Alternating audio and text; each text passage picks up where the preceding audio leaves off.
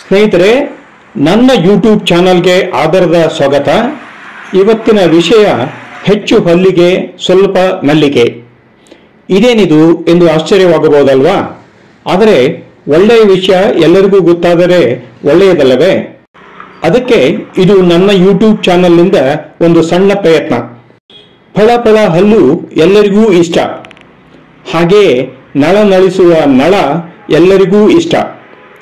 ಹಲ್ಲಿನ ಹೊಳಪಿಗೆ ನಿತ್ಯ ತಿಕ್ಕಬೇಕು, ಆದರೆ ನಲ್ಲಿಯ ಹೊಳಪಿಗೆ ಆಗಾಗ ತಿಕ್ಕಿದರೆ ಸಾಕು.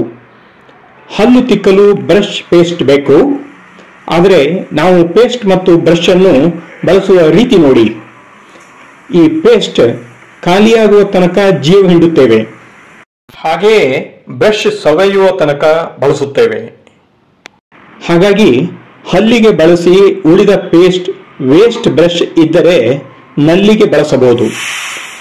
ಆಗ ಹೆಚ್ಚು ಪೇಸ್ಟ್ ಹಲ್ಲಿಗೆ, ಸ್ವಲ್ಪ ಪೇಸ್ಟ್ ನಲ್ಲಿಗೆ ಆಗುತ್ತದೆ.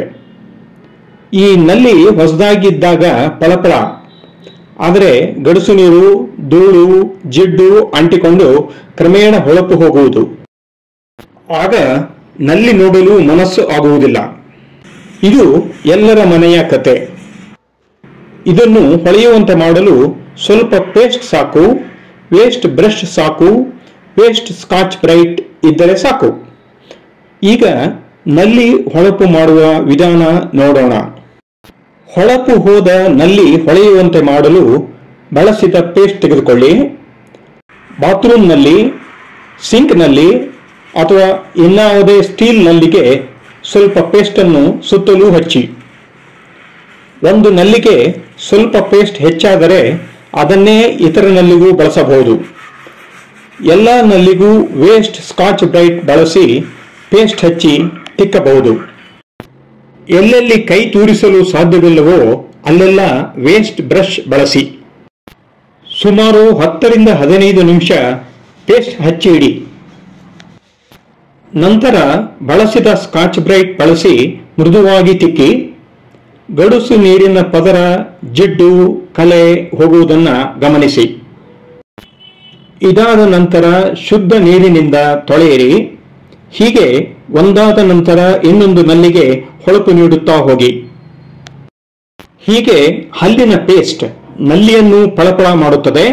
ಒಂಥರ ಹೊಸ ನಲ್ಲಿ ಹಾಕಿದ ಸಂಭ್ರಮ ಎದ್ದು ಕಾಣುತ್ತದೆ. ಸ್ನೇಹಿತರೆ, ಪ್ರಕೃತಿ ಹಳೆ ಎಲೆ ಉದುರಿಸಿಕೊಂಡು ಹೊಸ ಎಲೆ ತಂದು ಸಂತಸ ನೀಡುತ್ತದೆ. ನಾವು ಯಾಕೆ ಹೆಚ್ಚು ಖರ್ಚಿಲ್ಲದೆ ಹಳೆ ನಲ್ಲಿಗೆ ಹೊಳಪು ನೀಡಬಾರದು? ಇದನ್ನು ಹೊಳಪು ಕಳೆದುಕೊಂಡ ಸ್ಟೀಲ್ ನಲ್ಲಿಗೆ ಮಾತ್ರ ಬಳಸಿ, ಬೇರಾವ ನಲ್ಲಿಗೂ ಬಳಸಬೇಡಿ. ನೀವು ಇದನ್ನು ಮಾಡಿ ನೋಡಿ. ಹೀಗೆ ಮನೆಯ ಎಲ್ಲ ಹಳೆಯ ನಲ್ಲಿಯಲ್ಲೂ ಹೊಸ ಹೊಳಪು ನೋಡಬಹುದು. ಹಠಮಾರಿ ಕಲೆಗಳಿದ್ದು ಒಂದು ಬಾರಿಗೆ ಹೋಗಲಿಲ್ಲ ಎಂದರೆ ಪುರ್ಸೊತ್ತು ಆದಾಗ ಮತ್ತೊಮ್ಮೆ ಪೇಸ್ಟ್ ಹಚ್ಚಿ ವೇಸ್ಟ್ನಿಂದ ತಿಕ್ಕಿ. ಈ ಪೇಸ್ಟ್ ಪ್ರಯೋಗವನ್ನ ಮನೆಯಲ್ಲಿರುವ ಬೆಳ್ಳಿಯ ವಸ್ತುಗಳ ಮೇಲೂ ಸಹ ಬಳಸಬಹುದು. ಮನೆಯಲ್ಲಿ ಬಣ್ಣ ಮಾಸಿದ ಬೆಳ್ಳಿ ಇದ್ದರೆ ಅದಕ್ಕೂ ಈ ಪೇಸ್ಟ್ ಒಣಗಿದ್ದಾಗ ಹಚ್ಚಿ, ನಂತರ ಸುಮಾರು 10-15 ನಿಮಿಷ ಬಿಟ್ಟು ಬ್ರಷ್ನಿಂದ ತಿಕ್ಕಿ, ಒಮ್ಮೆ ಸ್ಕಾಚ್ ಬ್ರೈಟ್ನಿಂದ ತಿಕ್ಕಿ, ನಂತರ ತೊಳೆದರೆ ಬೆಳ್ಳಿ ಫಳಫಳ ಹೊಳೆಯುವುದು. ಈಗ ಗೊತ್ತಾಯ್ತಲ್ಲ, ವೇಸ್ಟ್ ಪೇಸ್ಟ್ ಮತ್ತು ವೇಸ್ಟ್ ಬ್ರಷ್ ಎಲ್ಲವನ್ನೂ ಫಳಫಳ ಮಾಡುತ್ತದೆ. ಹೆಚ್ಚು ಹಲ್ಲಿಗೆ ಸ್ವಲ್ಪ ನಲ್ಲಿಗೆ ವಿಷಯ ಇಷ್ಟವಾಯ್ತಲ್ಲ? ತಡ ಯಾಕೆ? ಲೈಕ್ ಒತ್ತಿ. ನಳಿಸುವ ವಿಷಯವನ್ನ ಇತರರಿಗೂ ಶೇರ್ ಮಾಡಿ.